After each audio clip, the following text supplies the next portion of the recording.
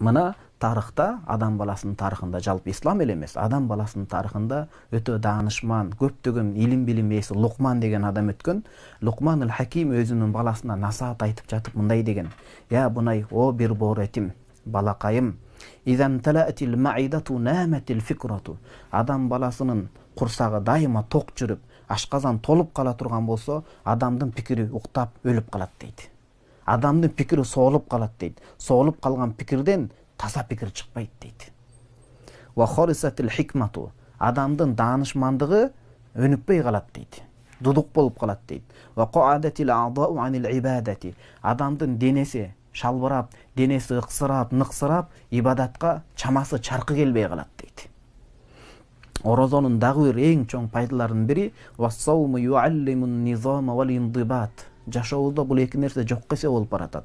Бул кайсы нерсе экен? Орозо темирдей бекем тартипти жана адам өзүнө өзү ээ чыгып бекем болууну үйрөтөт дейт.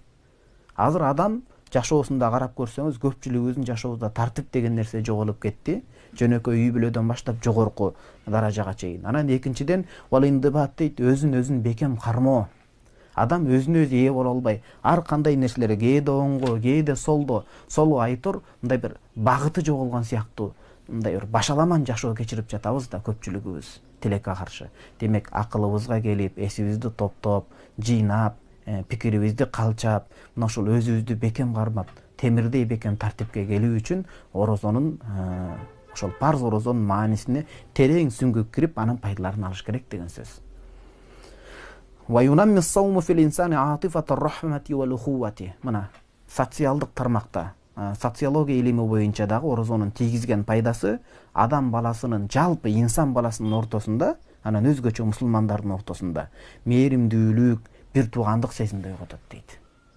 Азыр капитализм дагы башка дигинче деп, акча, байлык, бийлик биринчи орунга чыгып калган кезекте бир тууган, каны бир, жаны бир ата, бир энеден болгон бир туугандар байлык үчүн, бийлик үчүн бири-бирин сатып, эмне деген адам жүзү бура турган жаман нерселерге кадам басып жатышат да. Мына бул орозо болсо, адам атабыздан, о энебизден тараган жалпы адамзаттын ортосунда мээримдүүлүк, ырайымдуулук, бир туугандык сезимдерди ойготуп берет дейт. والشعور برابطة التدامن والتعاون التي تربط المسلمين فيما بينهم. Бул дегени мусулмандардын, жалпы адам баласынын өз ичара ынтымагын бекемдөөгө түздөн түз өбөлгө түсүп берет деген сөз. Чындап эле мынакей орозонун эми медициналык жактан дагы тийгизген пайдасы адам баласына жаңы жашоо тартуулап берет дейт. Бул дегени кандай?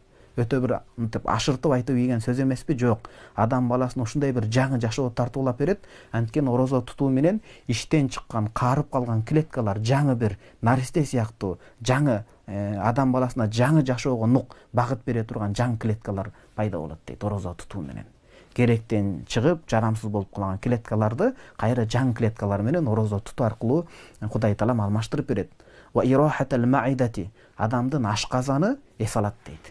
Элестетиңиз, бир адам 60 жыл, 70 жыл жашаса, жеген ичкен эсептеп көрсө канча тонна тоо сыяктуу мындай бир азык затты жеп койгон болот. Эми ошончо нерсени назик ашказан кантип көтөрүп иштеп атат. Дагы ошо Орто Азиянын ашказанына Кудайга шүгүр деш керек, эрте ишинен чыгып калбагандыгы үчүн. Ошондой ашказанды эс алдыра турганга Кудай Таала мүмкүнчүлүк берет. Ва жихазул хадым, сиңдирүү, мына ушул баягы тамак ашты сиңдирип, канга алып баруу жолуну эң бир жеңил өбөлгө түсүп берет дейт. Денени салаваттуу кармоого, денедеги ашыкча зыяндуу нерселерден арылууга, сиңире албай жаткан, денедеги ашыкча бир майлардан арылууга түздөн түз жакшынакай шарт түзүп берет. Мына Азирети пайгамбарыбыз саллаллаху алейхи вассалам мындай деген, бул хадисти Абу Нуайм тип бабында алып келген экен, суму тасихху дейт. Орозо тутуп ден соолугуңарды бекемдегиле, чыңдагыла деген. Орозо аркылуу Кудайдын буйругун аткаруу менен биргеликте, анын ыраазычылыгына жетүү менен биргеликте өзүңөргө эле ден соолугуңарды чыңдап пайда алып келгиле дейт. Кудайымдын ар бир кыл дегенинде жакшылыгы бар, кайтарганында зыяны бар. Тобибул Араб деп коёткан, жалпы араб чөлкөмүндөгү чоң дарыгер деп таанылган Харис ибн Калда деген улуу инсан өткөн дарыгер, табыпчы. Ошо киши айтат: "Ал-маидату бейтудда" дейт. Адамдын назик ашказаны ооруну чакырып топтой турган жер дейт. Мына медицинада ушундай деп айтылат экен, адамдын ашказанында оору топтолуп, оорунун топтоло турган очогу деп атат. Орозо тутуп мүнөз тамак деп коет го, диета. Диетанын башы бул орозо болуп атпайбы, эң чоң ибадат. Орозо тутуу аркылуу адам баласы бардык оорудан арыла алат дейт. Анткени оору топтоло турган жерди бүтөп коюп атат деген сөз.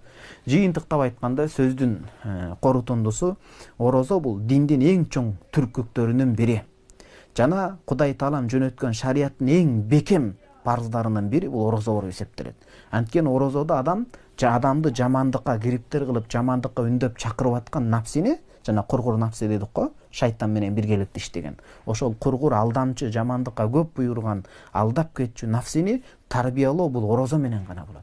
Намаз, башка нерсе менен көп убакыт кетип калат экен. Орозо менен түздөн түз тез арада дейт. Жана бул жүрөк менен кылына турган амал дейт. Кудай Таалам баарыбызды орозонун ошол кадыр баркына жетип, аны кастарлап, кадырлап, Рамазан айына Кудайым аман-эсен жеткирген болсун. Татынакай парыз милдеттерибизди так аткарып, Кудайыбыздын Аллах Тааланын астында, Кудай Тааланын астында чоң соопторго жетишип, бул дүйнөдө да акыретте дагы бейиш ээлеринен болушту Кудай Таалам насип кылган болсун.